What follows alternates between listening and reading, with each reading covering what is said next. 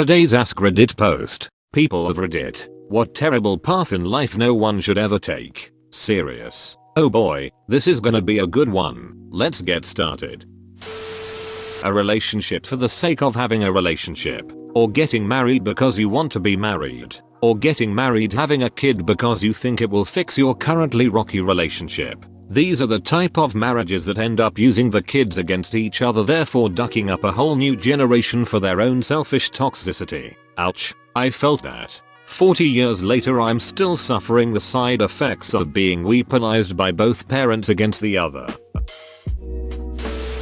Meth. Heroin also springs to mind. Remember that Reddit user that bought some on a whim, did an AMA about the experience and then ended up going through years of addiction hell, dying from an OD, then being revived and finally getting clean. This one, coming up on 4 years clean from I won a DARE essay in grammar school, graduated high school top of my class with academic scholarship to University of Alabama, was amateur professional motocross racer, had a beautiful fiance and loving family, got hurt racing a prescribed opioid medication, quickly became addicted, and after a year of buying pills, decided to try a cheap alternative, heroin. That quickly led to IV use. I overdosed 3 times, spent 3 years in jail and rehabs, halfway houses, and lost everything. To this day my family won't talk to me. I finally got a great job, bought 2 cars, paid off, new home, paid off foreclosure, remodeled so it's new to me,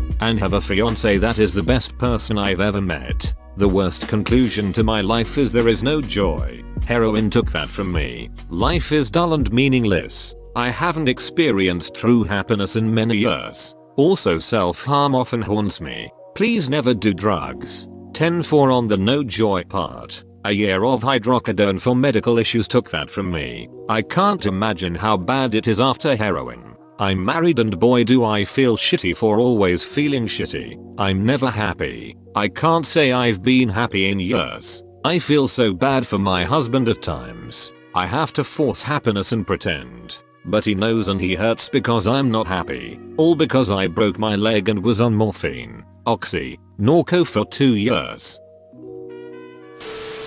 Neglecting your own health. Used to think I'm damn near invincible because I'm still young. Worked about 70 hours a week just for that damn raise. Neglected health checkups just because I can. Got diagnosed with glaucoma and my left eye is quite ducked up. Not sure what the future holds for me, but I'm damn sure taking care of my body now. I read this after I've just been given a month off for a concussion I got a few weeks ago. My natural instinct is to power through it, but then I read this and think my health isn't worth this 9-5 at the end of the day. You do not mess with concussions. Concussions may not seem as bad as a broken bone, but they are. Listen to your doctor. They know what's best. I didn't take it as serious as I should at the start, but it's been like 3 weeks and the symptoms are still affecting me, so now it's big recovery time. Gotta listen to my body while I'm still in shape. I literally was in the same position as you a month ago. Computer screens and stress delayed and slowed my recovery so much. Don't mess around with concussion, kids. Brush your teeth. Can't begin to understand why I let mine rot. But while dentures may be easier to look after, they will never be as comfortable or as functional as my original set. This needs to be way higher up. I can't stress how important it is to brush at least twice a day, especially before bed. Out of curiosity, how bad were your guys' brushing habits and for how long? As a child, my brushing habits were fine as far as I can remember, but I still ended up with a mouthful of cavities. And now my teeth are continuing to have issues as I, and the fillings, get older. On the other hand, my wife and her 10 siblings never had a single cavity growing up, and she describes her childhood brushing habits as much more lax than mine. It seems some people just have better teeth than others. But I'll tell you, from personal experience, I don't care how strong you think your teeth are. Do your best to take care of them, because they don't grow back. Living with unhealthy teeth can get very painful, and fixing them is expensive. It's partly to do with how well your saliva acts as a buffer. If your saliva is crap at neutralizing acids, then you will most likely end up with fillings.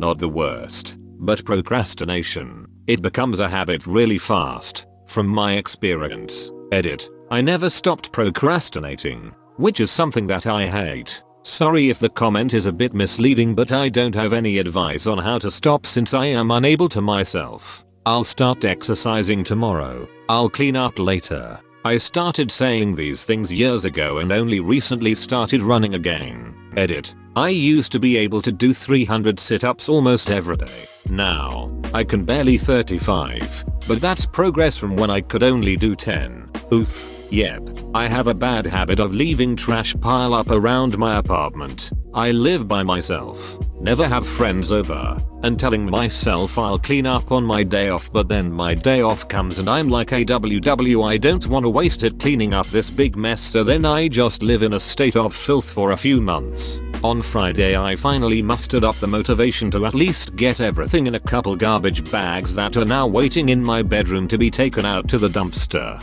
Speaking of which, I'm gonna vacuum right now since I'm not doing anything else productive at the moment. Edit. 1 bag of trash has made its way to the dumpster. 2 more to go. Update when vacuuming is done. Please.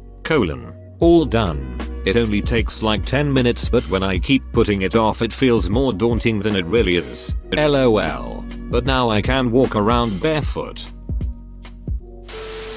Picking a career path to fulfill your parents' dream. It almost ruined my self-identity. Currently I am doing a course I like at a university of my choice. I might have destroyed my relationship with my mother, but for the sake of my own sanity it was worth it. My brother's girlfriend wanted to go to school for nursing. Her parents told her not to do that because then her only option would be to be a nurse. She spent 4 years getting her bachelor's and something else, then ended up having to spend 2 years at community college to get her associates in nursing, which is what she wanted in the first place. Waste of so much time and money. I'm going to a nursing school, but your only option will be nursing when you graduate. Well done. It's crap anyway that it's the only option it gives you. Nurses have plenty of transferable skills. I can think of 1 or 2, but do you have any examples? Nicotine addiction. It's really hard to quit. I haven't smoked in years and I get cravings now and then. I can't imagine how hard it would be if I had been a regular smoker. Edit. Thank you to everyone who has shared their stories, and thank you to everyone who will see this post share theirs, or won't. Your reasons are your own. This probably doesn't mean much from a complete stranger, but I'm proud of each and every one of you for your strength and your diligence to improving your lives. To anyone trying to quit, read the comments below. We're all here for you. I smoked for 10 years. I'm not going to say it was easy to quit because it's not, but it's not as hard as people make it out to be. The beginning is obviously the hardest part, but if you can get through week 1, every week after that gets easier and easier. Once you get to a point that you can feel the difference in health, it's easy to just be like, no, I don't want to feel how smoking made me feel anymore. One thing that helped me the most is that I essentially forced myself to say in my head whenever I wanted a cigarette, I don't smoke. I'm not a smoker anymore. It sounds dumb, but if you commit to yourself in that way, it's more motivating than saying, I'm going to try to quit. Well, that makes a lot of sense. Me personally, having had smoked for 8 years, there were more times than not where I'd just unconsciously head to my porch and smoke. The association was so real. Literally just being outside equals time for a cig break. Don't self-medicate with booze and or drugs, the former being my problem for years. Find out the reason why you want to self-medicate in the first place and get the appropriate help guidance. Also, don't self-medicate with food. This is the one that crept up on me when I developed a chronic illness. A childhood of bad experiences with an alcoholic dad saved me from booze, drugs. But comfort eating plus a decreased ability to exercise is a potent mix. 4 from Endgame was a big eye-opener for where I was personally. At least you have recognized this. That has to be one of the biggest steps. I actually just had an appointment this morning with a weight loss doctor to see what my options are. I've been carrying around all this guilt and shame and weight for so long, and I'm just tired. Emotionally, mentally, and physically. Living on other people's opinions. I fairly often ask other people's opinion on me cause they can see me more objectively than I can. Edit. I never said I rely on other opinions. I have a certain opinion about myself and the things I do, and by asking others for their opinion on me I'm checking if I'm right or wrong. I hear their opinion, process it and decide if I think they're right or wrong. It's certainly better for self-improvement than disregarding anything anyone tells you, at least in my opinion, which is fine if you know how to be responsible with that information, i.e. don't obsess over it. Change what you can and would want to change, and be confident in the parts you don't want to change, unless people's opinion is that you're an asshole, and you don't want to change from being an asshole.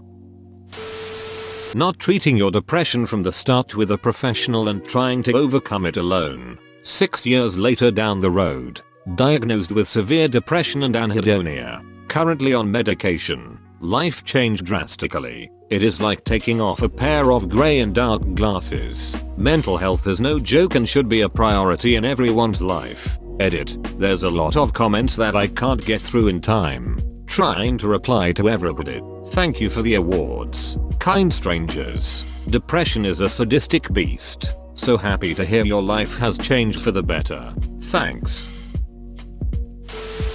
Stay with an abusive person in any kind of relationship. Edit. Wow, thanks y'all. Never gotten such awards and upvotes. Didn't expect this. No matter how much you think you can change them or get them to see that they're hurting you, it's not going to work. They understand what they are doing and don't care. The only people getting hurt are you and the people who care about you. I wish I knew this with my last relationship. We dated for 10 months. And things got toxic really fast. She started off as sweet and kind, but once COVID started she became extremely toxic. I'm now going through therapy because she exploited all my insecurities. I kept telling myself I could help her, but boy am I glad I'm single now and learning. Same thing happened to me. Hurts to think someone could do that to another person.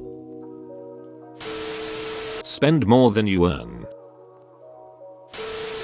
Toxic friends or family, offload those people. Life is too short for that kind of stress. This is absolutely true. Don't feel like you have to be the better sibling to people who treat you like garbage. There is a reason so many people live so far away from family members.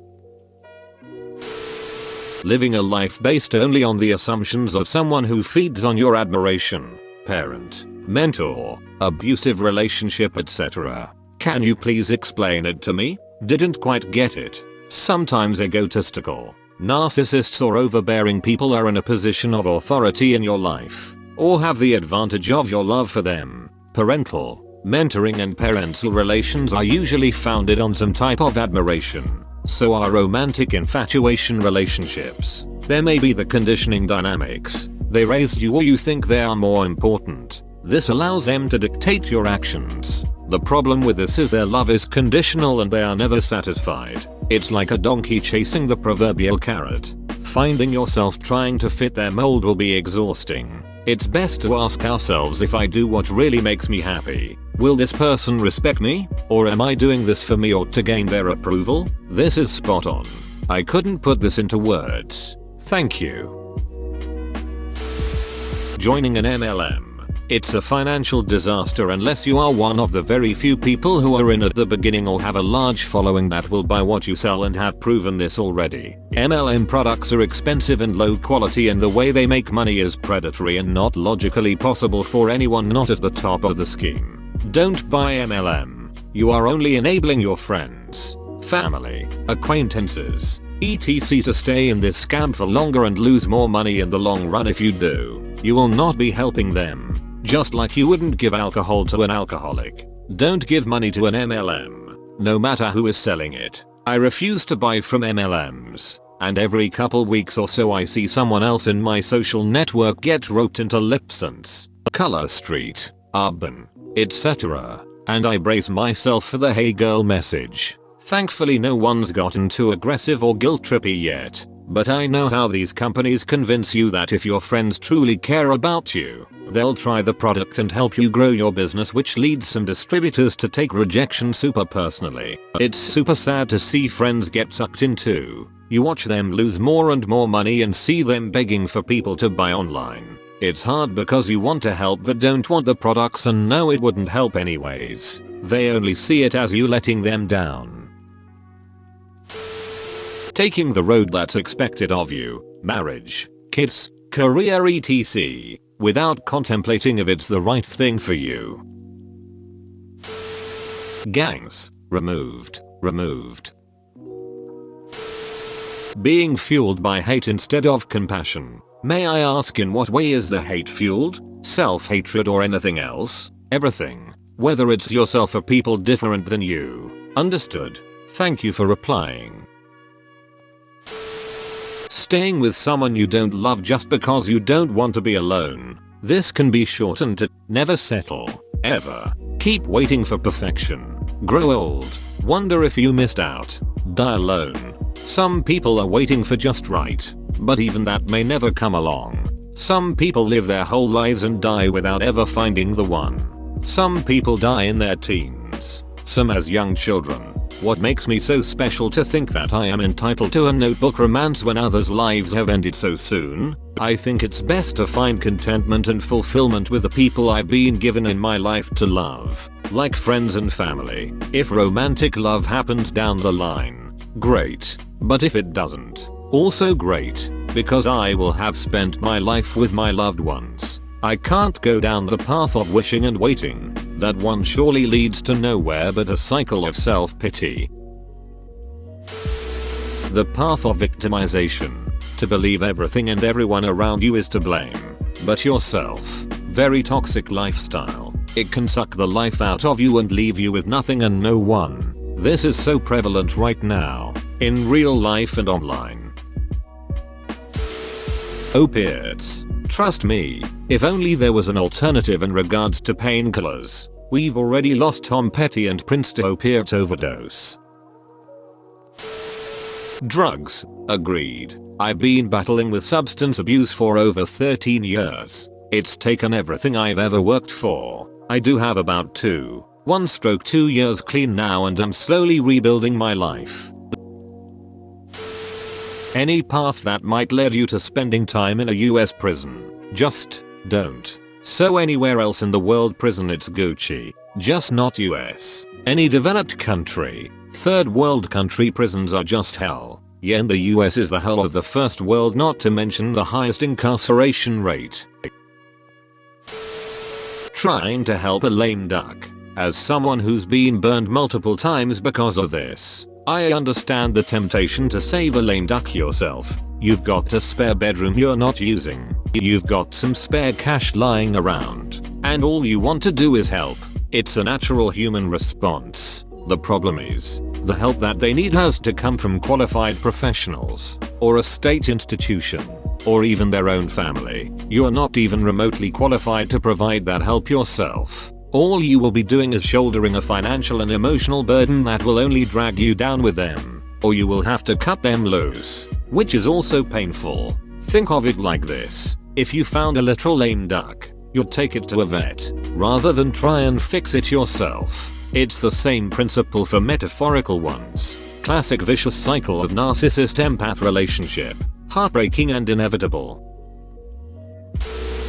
Owning so many big, shiny things like a large house and 2 nice cars, that you have no choice but to toil away at your high-paying, but time-consuming job, which you may not like, at least not for the rest of your career. Yet, you lay awake at night, scared that you might get fired from a job you hate, so you can't pay for the big, shiny things you've started to believe one cannot live without. Don't buy things because you can. Buy them because you need them and can afford them. Save instead. In 30 years, you won't sit back and fondly reminisce about that $600 car payment that forced you to eat ramen. You'll remember that cruise, or that hike in the Andes, that trip to Europe. I think the best advice is to spend money on things you care about. If you really enjoy that car, buy that car. Don't force yourself into poverty though. Going to college just for the experience. Student debt is no joke. I've been thinking about this a lot recently. My parents really want me to go, but we certainly can't afford it, as I have other siblings in college too, and I'm still not even sure if it's right for me. Just be smart about it. Don't spend big and get all sorts of loans to go to a private school. Pick a major you can live with and go to a state school, preferably in your state so it's even cheaper. College doesn't have to be a financial nightmare. You just need to set your sights a bit modestly and forget about the biggest best colleges around. Unless maybe you're the type that will land full ride scholarships or something. But maybe I'm biased. Went as a commuter to a local state college, way cheaper than living on campus. Got a degree in computer engineering technology. I got a job and worked hard to pay off my debts quickly. Living very lean for my first few years and paid off 60k in loans in about 3-4 years. I literally lived like I was broke even though I got into a well-paying job. I now live debt-free and work as a software engineer. Have an emergency fund which would pay off my car loan and let me live for 6-12 months without a job. Now I currently rent my mother's in-law apartment which saves me big right now, but that growing emergency fund will be a down payment on a house someday. Don't spend big and get all sorts of loans to go to a private school. Pick a major you can live with and go to a state school. This isn't necessarily bad advice, but I would be careful here. A lot of private schools have better financial aid than state schools, and OP mentioned that he had other siblings in college, which increases the amount of aid he can receive. I went to a private college and financial aid made it cheaper than my state school. Bro, you actually watched the whole video. I'd give you a high five if I was a human. Make sure to click the like button and subscribe for more great content. See you next time.